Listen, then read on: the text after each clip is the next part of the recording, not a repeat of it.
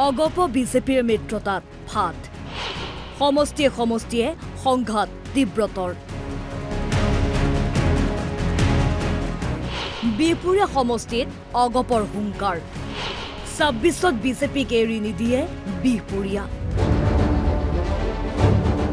বিধানসভা নিৰ্বাচনলৈ ৮-৯ মাহ আছে ২০১৬ৰ পৰা মিত্ৰতাত আবদ্ধ হৈ থকা অগপ বিজেপিৰ মাজত এইবাৰ মিত্ৰতা কিমান মসৃণ হ'ব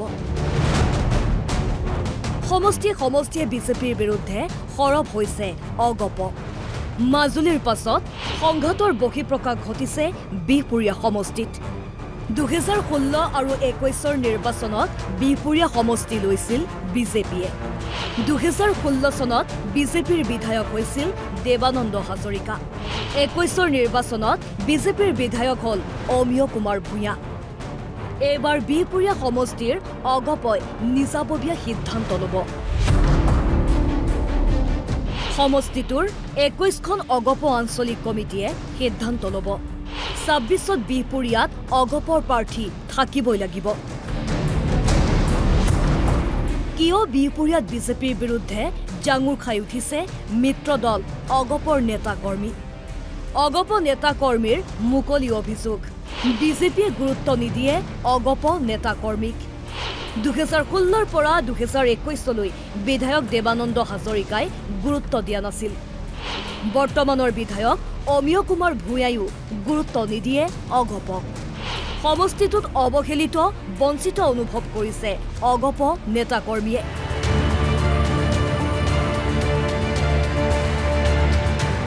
বিপুৰীয়া অগপই দলৰ কেন্দ্ৰীয় নেতৃত্বক জনাই দিব তেওঁলোকৰ মনৰ কথা আমবাৰীৰ মুখ্য কাৰ্যালয়লৈ আহিব সমষ্টিটোৰ অগপৰ এটা সঁচাতি দল সমষ্টিটোত ২০২৬ত অগপৰ প্ৰাৰ্থিত্ব নিশ্চিত কৰিবলৈ দাবী জনায় সেইবাবে আমাৰ খুবত গোটেই আঞ্চলিকতাবাদৰ মানুহখিনি জ্বলি গৈছে তেওঁলোকৰ আমি এখন সভা দিলোঁ সভাত স্পষ্টভাৱে আমাৰ কেইবাজনো বিষয়ববীয়াই তাত মত প্ৰকাশ কৰিছে যে ২০২৬ চনত যদি আমাৰ অসম গণ পৰিষদক বিপুৰীয়া সমষ্টি পতি এৰি নিদিয়ে তেতিয়াহ'লে আমাৰ গোটেই কমিটিখনে আমি প্ৰত্যাগ কৰিম খুব আমি ১০টা বছৰ একোৱে নাপালোঁ গতিকে ২০২৬ চনত মিত্ৰতাৰ ধৰ্ম ৰক্ষা কৰি ২০২৬ত অসম গণ পৰিষদক বিপুৰীয়া সমষ্টিৰ টিকেটটি দিবৰ বাবে তাৰমানে আমি বাধ্য কৰাব লাগে কেন্দ্ৰীয় নেতৃবৰ্গক যদি কেন্দ্ৰীয় নেতৃত্বই সমষ্টিটো অগপৰ হাতলৈ আনিব নোৱাৰে তেতিয়াহ'লে কঠোৰ সিদ্ধান্ত গ্ৰহণ কৰিব বিপুৰীয়া অগপই সমষ্টিটোৰ ২১খন আঞ্চলিক সমিতিয়ে সমূহীয়াভাৱে দল ত্যাগ কৰিব কেন্দ্ৰীয় নেতৃত্বলৈ বিপুৰীয়া অগপৰ স্পষ্ট বাৰ্তা ২৬ত অগপৰ হাতলৈ আনক বিপুৰীয়া সমষ্টি অন্যথা বিপুৰীয়াত নাথাকিব অগপ আমি ১৫ তাৰিখৰ পিছত এটা সজাতি দল যাম গুৱাহাটীলৈ যাম আমাৰ আমবাৰীত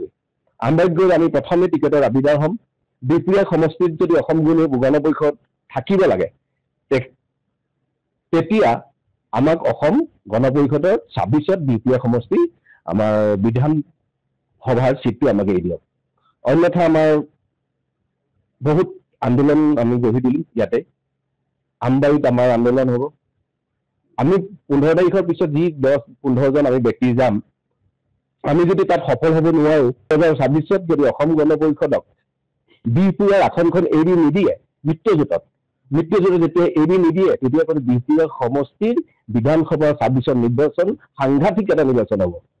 অসম গণ পৰিষদ বিপুৰীয়া সমষ্টি যদি এৰি নিদিয়ে তেতিয়াহ'লে বিপুৰীয়া সমষ্টিত অসম গণ পৰিষদ নাথাকিবই আৰু কিন্তু বেলেগ দলৰ ইয়াত হাৰাশাস্তি হৈ যাব বিপুৰীয়া সমষ্টিত বিজেপিৰ উত্থানত সহায় হৈছিল অগপৰ শক্তিশালী গণভিত্তি অগপৰ গণভিত্তিৰ ওপৰত নিৰ্ভৰ কৰি আগবাঢ়িছিল বিজেপি কিন্তু যোৱা ৯ বছৰত সমষ্টিটোত অগপৰ নেতা কৰ্মী বিজেপিৰ ওচৰত অৱহেলিত হৈ থকাৰ অভিযোগ গুৰুত্বপূৰ্ণ ইয়াৰ বাবে অহা বিধানসভা নিৰ্বাচনত মিত্ৰজোঁটত আউল লগাৰ সম্ভাৱনা বিপুৰীয়াত